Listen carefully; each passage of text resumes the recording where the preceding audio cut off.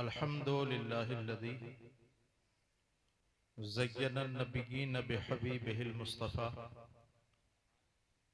व मन्ना अलल मुअमिनीन बिनबिय्यिहिल मुज्तबा वस्सलातु वस्सलामु अला मुहम्मदिल खैरिल वरा व अला आलिहि व अस्हाबिहि अल मुतअद्दिबीन बित्तक़वा। अम्मा बादु फ़अऊज़ु बिल्लाहि मिनश शैतानिर रजीम। बिस्मिल्लाहिर रहमानिर रहीम। लक़द कान लकुम फ़ी रसूलिल्लाहि उस्वतुन हसना। आमन्तु बिल्लाहि सदक़ल्लाहु मौलानल अज़ीम व बल्लगना रसूलुहुन नबियुल अमीनुल करीम व नहनु अला ज़ालिका लमिनश शाहिदीन व शाकिरीन वल्हम्दुलिल्लाहि रब्बिल आलमीन। आइए सबसे पहले हम और आप इस महफिल में मजीद रूहानियत पैदा करने के लिए अपने और सारी कायनात के मरकज़ अक़ीदत हुज़ूर अहमद मुज्तबा ताजदारे अरब व आजम आमना के लाल नबी मुख्तार जनाबे मोहम्मद मुस्तफ़ा सल्लल्लाहु ताला अलैहि वसल्लम की बारगाह में दुरूद व सलाम की नजरें पेश करें। पढ़िए बावाज़ बुलंद दुरूद पाक। अल्लाहुम्मा सल्लि अला सय्यदिना व शफ़ीना व हबीबिना व मौलाना मुहम्मदिन व बारिक व सल्लिम सलातुन व सलामुन अलैका या रसूल अल्लाह सल्लल्लाहु ताला अलैहि वसल्लम। लायक़ मुबारकबाद हैं आप तमाम हज़रात कि आज इस जलालपुर की तारीखी सरजमीन पर अपने तमाम आराम और सुकून को छोड़ करके अल्लाह और उसके रसूल की महफिल में हाजिर हो गए हैं। अहले स्टेज मुतवज्जे हों, मैं तकरीर करने की कोशिश करूंगा। अल्लाह रब्बुल इज्जत मुझे हक बोलने की तौफीक अता फरमाए। आमीन। आप यहां पर आए, ये आपकी कोई बसात नहीं कि आप आए। हकीकत यह है कि ई सआदत बजोरे बाजू नीस ताना बख्शत खुदाए बख्शिंदा। कोई भी सआदत और खुश नसीबी अल्लाह के करम से होती है कि जब अल्लाह रब्बुल इज्जत बंदे को तौफीक देता है तब वो जिक्र इलाही सुनता है। और अल्लाह की ये सुन्नते करीमा है कि जब वो बुलाता है तो नवाजता भी है। आज इस महफिल में आप बैठे हैं, खुलूसो लिल्लाहियत के साथ बैठे हैं। लायक मुबारकबाद हैं, काबिल मुबारकबाद हैं। मेरे ख्याल से कई हजार रुपयों का खर्चा किया है आपने। ताहिर रजा रामपुरी साहब काफी दूर से तशरीफ लाए, भाई हसन रजा साहिब किबला और भी मेहमान तशरीफ लाने वाले हैं। मैं ये चाहता हूं कि थोड़ी देर आपसे गुफ्तगू हो तो इस वे में हो कि आपको लगे कि हां हमारा पैसा बर्बाद नहीं गया। इसलिए इस जलसे का सबसे पहला सबक आपके लिए यह है कि यहां से जो भी सुन के जाएं अपनी जिंदगी में उसे शामिल करें। मैं अक्सर बोलता रहता हूं कि यहां पर बैठे हुए लोग न जाने कितने ऐसे हैं जिन्होंने 100 200 जलसे सुन लिए, बल्कि कुछ लोग तो जलसे ही सुनते रहते हैं। कुछ तो वो हैं जो यहां आ गए और कुछ वो हैं सैकड़ों की तादाद में जो सोशल मीडिया के जरिए सुन रहे हैं। मेरा इन तमाम सुनने वालों से एक सवाल ये है कि क्या कोई एक जलसा भी आपकी जिंदगी में बदलाव ला सका? यहां से लेकर के वहां तक मैं आपसे पूछना चाहता हूं, क्या कोई एक जलसा भी आपको इस काबिल बना सका कि आप हश्र के मैदान में अपने नबी के सामने जब हाजिरी हो तो पशेमानी का जो है पशेमान बन करके शर्मिंदा होकर के अपने रसूल की बारगाह में हाजिर न हो? क्या कोई एक ऐसा जलसा भी आपने सुना?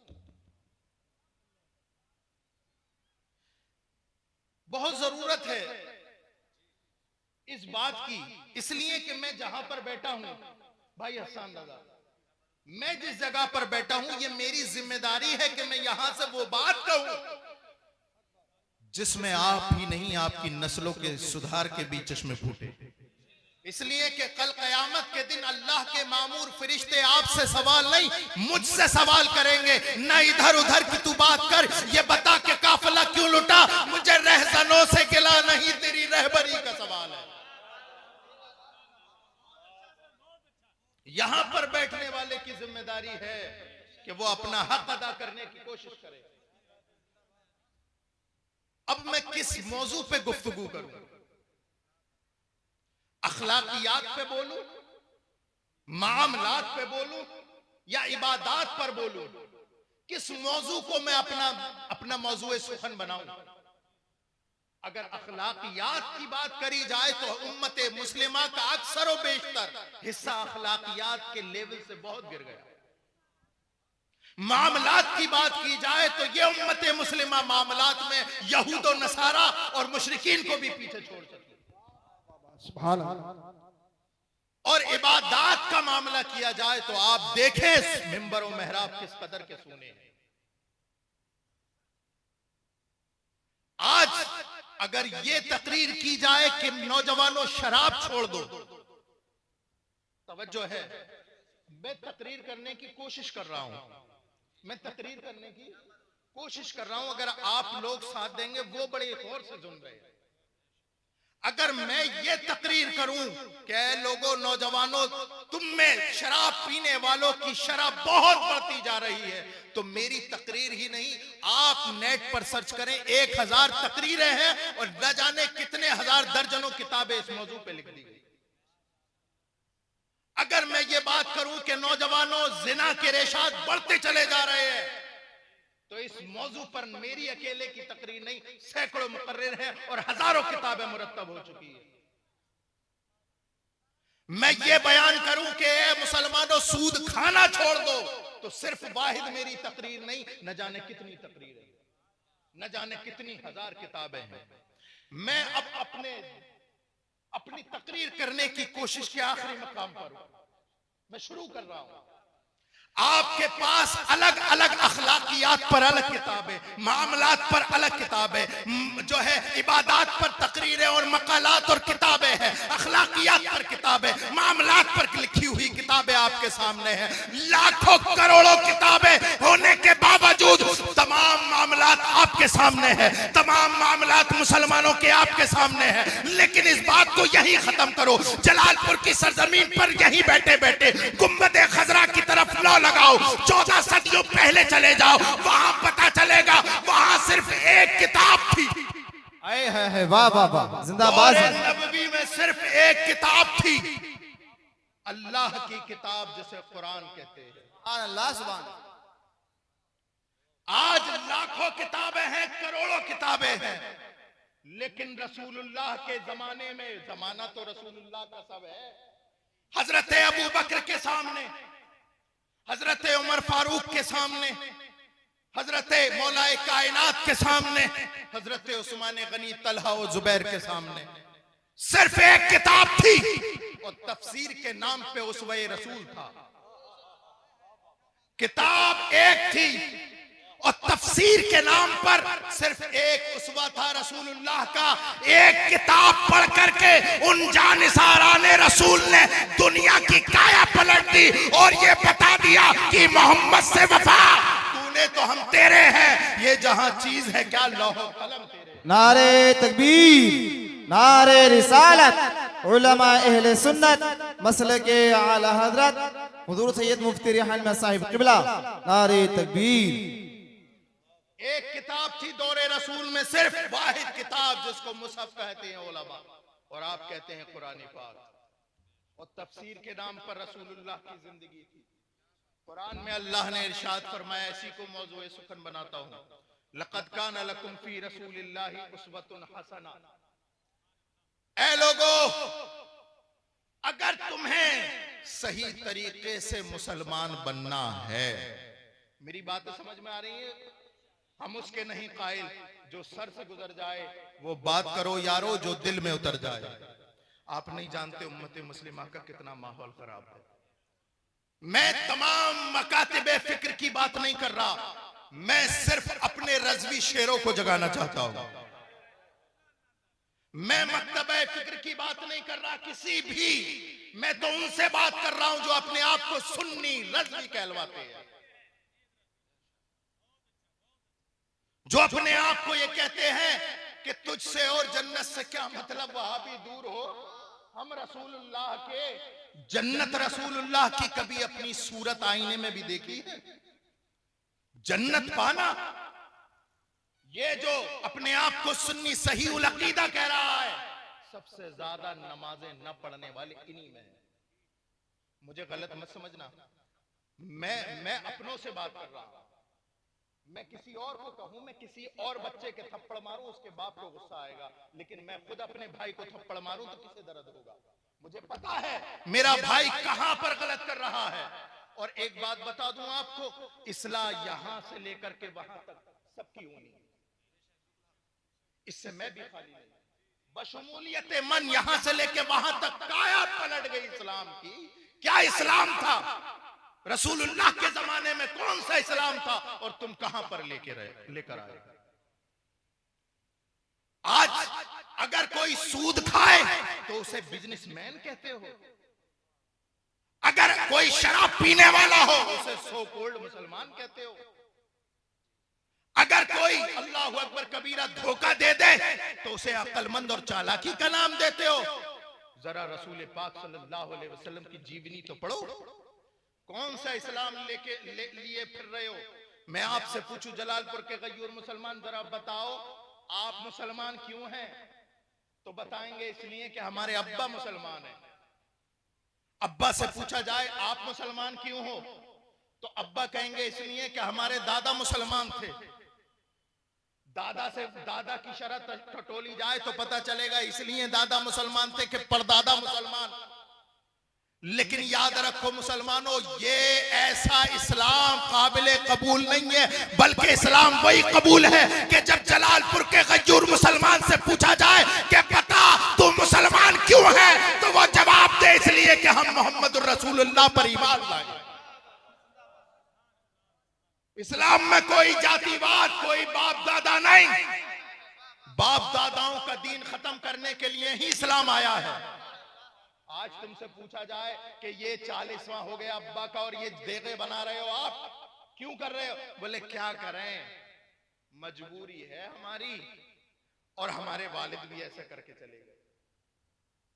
आज अगर पूछा जाए कि आपके यहां पर, आप तो नमाजी परहेजगार हैं, आपके बेटे के जो है अल्लाह अकबर कबीरा मंडे में डीजे और गाने क्यों बज रहे हैं, तो आपका जवाब ये होता है कि हजरत क्या करें, मजबूर हैं।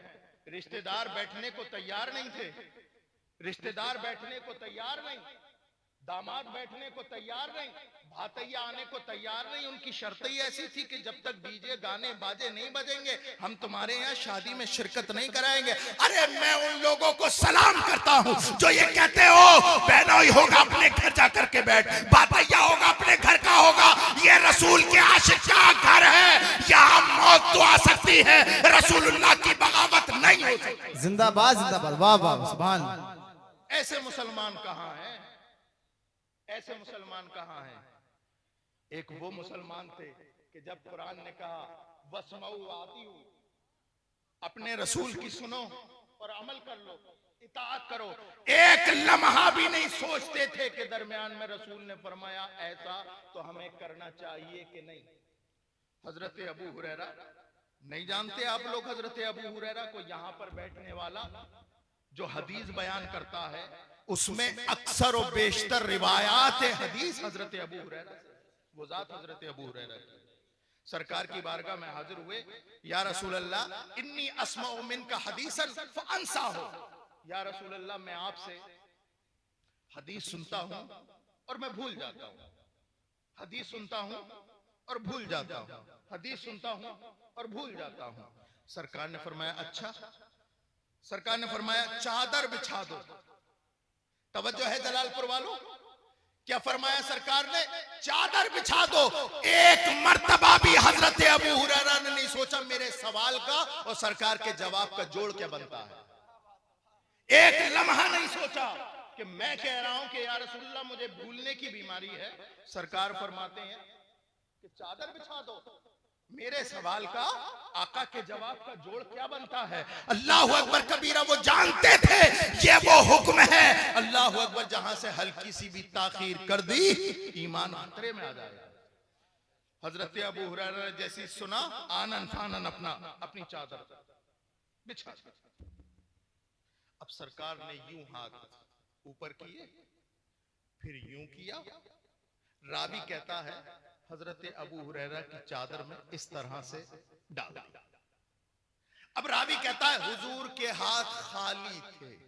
तवज्जो चाहूंगा, क्या थे? ऐसे उठाए, ऐसे किए, हजरत अबू हुरैरा की चादर में डाल दिए। चादर में डाल दिए। रावी जितने रावी हैं सब ये कह रहे हैं कि ऐसे हजरत सरकार के हाथ थे, खाली थे और डाल दिए।